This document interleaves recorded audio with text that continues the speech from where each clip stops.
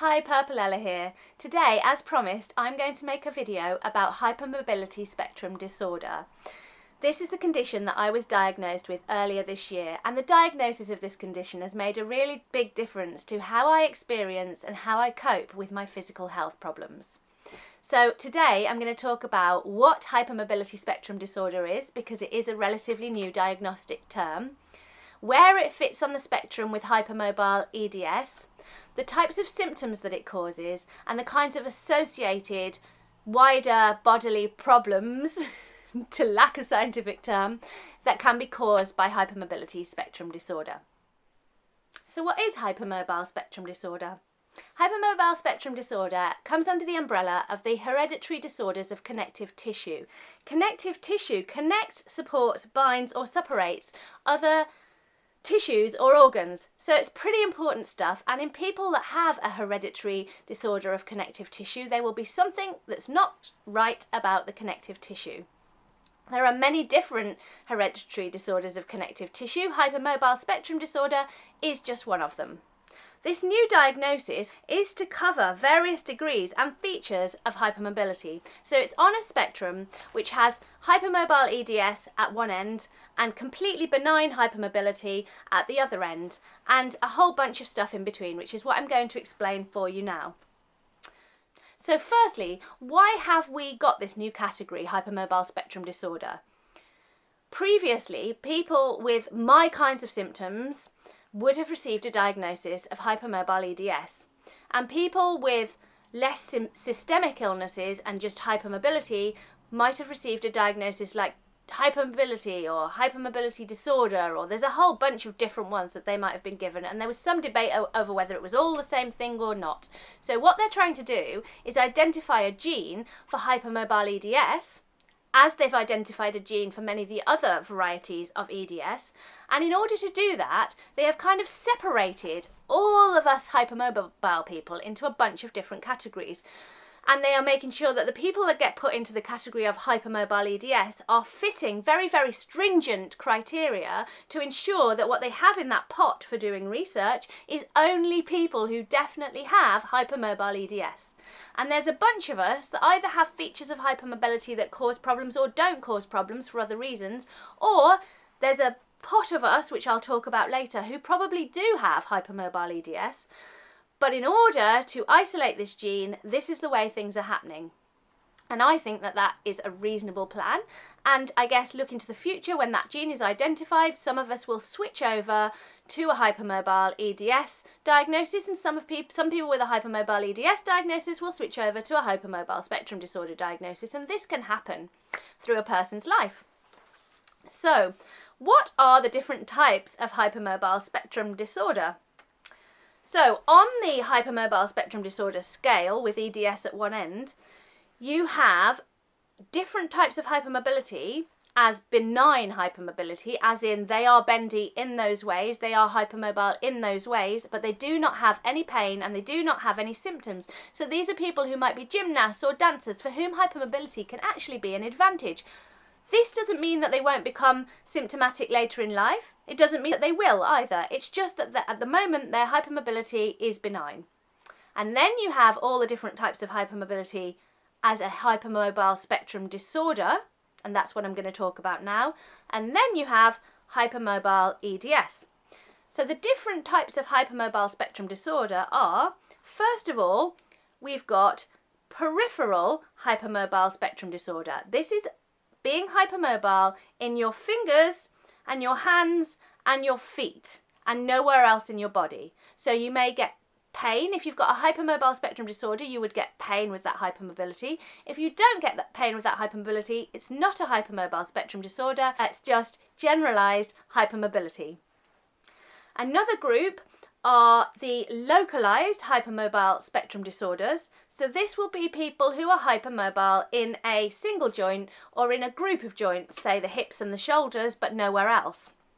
These people may have a hypermobile spectrum disorder if it comes with pain and other problems, or they may just be hypermobile in a localized way. Another category is historical. Now, historical hypermobility is always a hypermobile spectrum disorder, because if you're not hypermobile now and you don't have any symptoms, then why would you even be thinking about it? So historical hypermobile spectrum disorder is where someone has been hypermobile, say they're older and they have been hypermobile in the past to whatever degree, but as they've stiffened with age, they've lost their hypermobility, but they have not lost the symptoms associated with a hypermobile spectrum disorder. And then finally, we have generalized hypermobile spectrum disorder, which is what I have been diagnosed with. These people have a high Beighton scale score. We are hypermobile pretty much in all of our body, or in enough of the body for it not to be a localized hypermobile spectrum disorder. We are the category that are most likely to have hypermobile EDS. We may have many of the same symptoms of hypermobile EDS and experience a similar level of disability and challenges, but we haven't quite ticked all the boxes to fit in the hypermobile EDS diagnostic criteria at this time. It is definitely said by all the specialists and in all the books that I've read so far that generalized hypermobility spectrum disorder and hypermobile EDS can be equally severe and require the same treatments and require the same level of support. So really, in terms of medical day-to-day practice, there is no difference. This difference is really just being determined for scientific and research reasons. So now I want to talk to you about the symptoms of hypermobile spectrum disorder. Trauma, pain, and dislocation subluxation. So this is injuries that are happening as you go along because of your hypermobile spectrum disorder. My shoulders, I've never had a full dislocation, thank goodness, because that sounds kind of scary.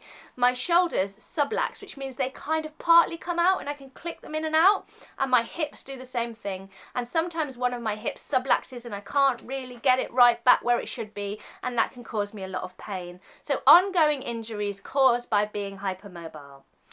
And then there is chronic pain. So this is the pain that is long term. It's not caused by an injury that you just experienced. Maybe it's caused by an injury that you got some time ago. Maybe it's caused by the strain on the joints that aren't being supported by the proper connective tissue. For whatever reason, chronic pain is a feature of hypermobile spectrum disorder. Disturbed proprioception. So those of you who watch my autism videos and have watched anything about sensory processing will know that proprioception is our ability to know where we are in space.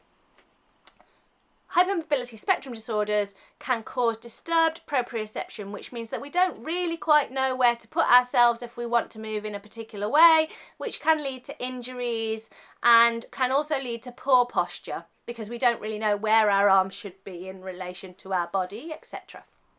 Alongside the sort of obvious associated with the hypermobility symptoms, there are associated problems which can be experienced with a hypermobile spectrum disorder, which the research hasn't been done yet to absolutely prove that these things are a result of the hypermobile spectrum disorder. But the indications is that they are, and the specialists that I saw knew how to treat them. So basically these things are generally associated with hypermobile spectrum disorders and with hypermobile EDS. Anxiety disorders.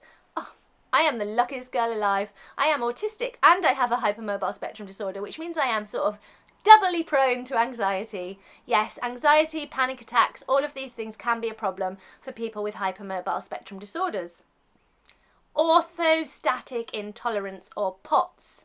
I don't know a huge amount about POTS because I don't think that I have POTS, so which is very, very lucky. But I know people that do have POTS, and I know that if you have a look to see what POTS is, on YouTube there will be someone explaining far better than I could with no knowledge of it what POTS is.